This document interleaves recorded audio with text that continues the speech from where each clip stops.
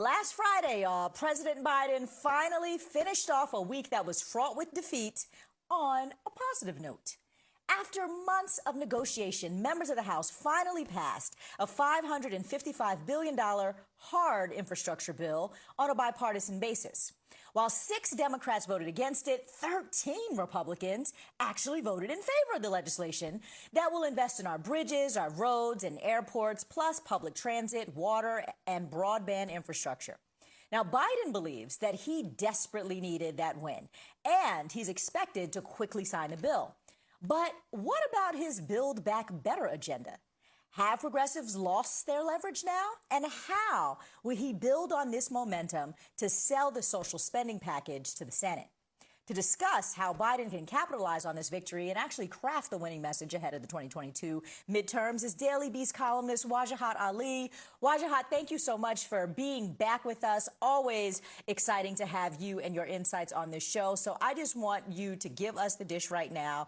Of course, Democrats are hailing this as a victory, that they finally passed something. But in my mind, as I'm watching this, and I've been covering this since the beginning, frankly, it seems to me that they only passed half of what they really wanted to pass. And I'm just curious what that means for the actual Build Back Better social spending bill.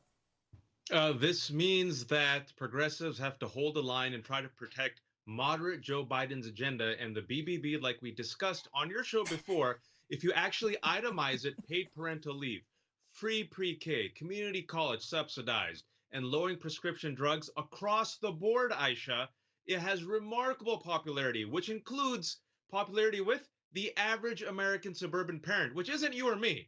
It's the average American, the whites, who apparently Democrats have to cater to all the time, even though that their base is a multicultural coalition that looks like us. So you have to pass that so Democrats have the wins in the midterms. And if you don't pass that, and if you cave into Joe Manchin and Kristen Manchinima, your base that delivers for you is going to say, we're not going to show up for you. And you can't blame people of color who have done all the work but get treated like tokens. Are they really, though? I mean, let's dissect this for a minute, though, because the things you're talking about, the Build Back Better Act has paid family leave, there's free pre-K, there's healthcare expansion, just a few of the initiatives in there. But I'm just curious strategically. You said that progressives have to hold the line. Progressives were holding the damn line. They were holding the line, and in holding the line, they were actually holding up the hard infrastructure bill, and that was their leverage. So now what line do they actually have to hold to get these things through? Because Joe Manchin and Kirsten Sinema never actually came to the table agreeing to any negotiation. So I'm just wondering, what now is the strategy to get all these other things done, because they don't have anything to hold, frankly, hostage? I'm actually glad you mentioned that. It was the progressives who were holding the line on passing both because they knew that Manchinima were adding cover to 6 of these centrist Democrats who wanted to gut it. Let's not forget, for your viewers at home, it went from 6.5 trillion to 3.5 trillion that they all agreed upon. And then Manchin and Sinema kept gutting it because they're in bed with corporate lobbyists. Let's not forget, Manchin lives on a house yacht and drives a Maserati, even though he represents West Virginia, one of the poorest states in the country, where 235,000 people are in poverty, and the BBB will literally lift these people up. And a third of those West Virginians are on some form of government subsidy, but this man uses the old Southern strategy dog whistle of entitlements. So yes, we have given up the leverage because Democrats needed a win because of Terry McAuliffe's loss. So like I predicted, they're going to blame the progressives and the woke politics, which is hilarious, even though they ran with Terry McAuliffe, who ran a crappy campaign. What you got to do now is Joe Biden has to use his pulpit like LBJ. LBJ used that pulpit like a bully. He used the stick and he whipped people into shape. And I want them to attack Manchin and Sinema. The carrot has not worked. The stick is what actually brought Sinema back to the table about lowering prescription drugs. You unleash the stick, you shame them if you have to, and the progressives they have to keep doing the job and doing the messaging for Joe Biden, because the rest of the quote-unquote moderate Democrats, whatever that means, have failed that messaging and are repeating the right-wing talking points of woke politics and cancel culture without realizing it hurts them. It's remarkable. I want want to get into like this messaging and what actually is working and isn't working. And granted, we're only, not even quite a week out of just really trying to understand and debrief around the Tuesday slaughter in Virginia. But as I think about this, I wonder how powerful the messaging or even the policies in the human infrastructure bill actually are. Like, did they have any real impact in voters' interest and willingness to go to the polls to support this person or that person or the other person? Because it seems to me that Democrats, who are, let's face it, the nerds in all of this, want to be right and want to be on the right side of policies and want to have all these fancy, highfalutin ideas. And they technically, in Virginia, Democrats have been doing some things for the last decade. We can debate whether or not that was communicated on the campaign trail. That's different. But there has been progress there in the state. So if we're talking about actually making progress, if we're talking about having the right ideas and the right policies, I would say, well, they're doing the things that voters presumably claim they care about, but it didn't actually seem to matter that they were right on the policies, at least from where I sit. And so I wonder, are we kidding ourselves when we pretend that the Democrats having policies and building back better and whatever all the heck of the things that we can laundry list out that are in this bill, that those actually matter at the end of the day to voter outcomes? So let me keep it real. I'm from Virginia. I'm an average Virginia parent, and I'm the one who said that Youngkin's going to win, and people said, you're crazy. Look what happened. They ran Terry McAuliffe, a candidate who thought he could just waltz in. His message was, I'm Terry McAuliffe. I deserve to be governor, and that guy's Trump. Youngkin got very lucky that he kept Trump away. Had Trump come and campaigned with Youngkin in the last week, I guarantee you there'd be a 2-point switch. Also, there was no proactive message.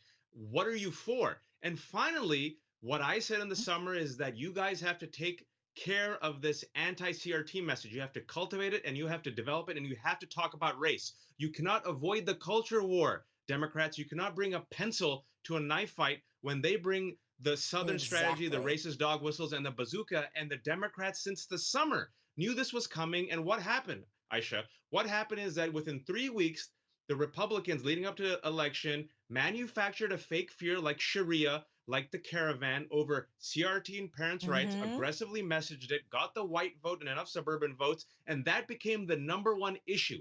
The Democrats had no counter message because they refused to talk about race, because if they talk about race, they'll be seen as woke. And then they patronize and tokenize people of color, us, who deliver for them, but they don't deliver for us. So if you are not willing to engage in the culture war and talk about race and talk about gender and cater those policies like Voting Rights Act, like paid parental leave, like lowering prescription drugs that animate not only your base, which is a diverse coalition, but enough average American parents, whites, you will lose. So you got to get into it. And if you bring a candidate like Terry McAuliffe, who does not animate your base, it's your fault. So I blame Terry McAuliffe and the establishment Democrats. And I could tell you here as a Virginian, had the infrastructure bill passed, Youngkin still would have won, maybe by 1.5 points. That's not what people were talking about. They were talking about CRT, parents' choice, I am with race. you.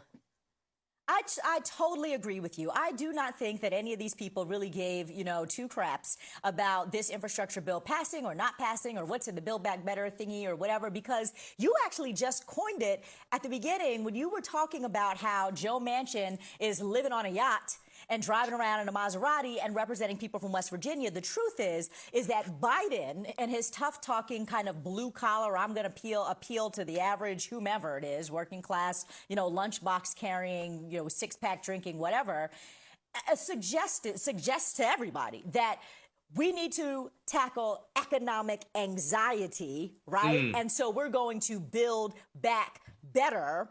When in fact, people never had economic anxiety. They had like racism in their hearts and souls. That's and right. They mad at brown people for where they are economically. And so then giving them a message of building back better. Nobody cares how you're building back. Clearly nobody in West Virginia cares about who's building or who's not, because their boy is running around, in a Maserati. And so I wonder, from a messaging standpoint, you're on it when you say that we won't engage in the culture war. I don't know if it's because we think we're better than them. We're too, high on the hog to like care about culture because we're doing other smart things, right? The bourgeois Democrats, or what is it? But I wonder, what do you think? Like the 3 to 5 key things we should be saying all the time, because it ain't Build Back Better, because nobody seems to care. Yeah, I would say first and foremost, you have to Know your audience. Who comes out for you? Overwhelming majority of black folks, majority of Latinos, majority of Asian Americans. You will not get the majority of whites. You haven't gotten them since LBJ, but you just need 40%. So you bring in race and class. What do we care about? We want an equal society. We want justice. We want paid parental leave. We want like lower prescription drugs. Remember in the 2018 midterms, you ran the tables on Republicans on healthcare. So you have to have a proactive populist message that Obama had. Hope, change. I'm with a multicultural America, and we're against these folks who are for war and division, right? You have to build a proactive message where you bring your diverse coalition. You have to talk about race. You have to talk about equality. You have to talk about justice. And you have the receipts. You have the policies that people will care about. The Republicans all have dog whistles. So you have to be proactive in your message, and you have to pass it for your receipt. Then you have to aggressively attack the Republicans. I would say something like, why are Republicans pro potholes? We're pro-infrastructure. Why are Republicans pro-banning books? Why are Republicans banning books? Why are Republicans talking about saving your kids when they're against vaccine mandates that are broadly popular? We want to save your kids. They talk about saving your kids. They want massacres at schools. We want gun control. They're talking about saving your kids. We believe in climate change. They believe in, I don't know, banning Big Bird. That's how you attack them. You punch, punch, punch. Hypocrites. And you say, this is what you're for. Yeah. You bring in the brass knuckles. Yep. They just don't do that because they're afraid. They're afraid of alienating the majority of whites who have not gone for them since LBJ, and they take us for granted. All right. Mistake. Look, we are going to get into that. I want to get into that and to who these white people are. So I want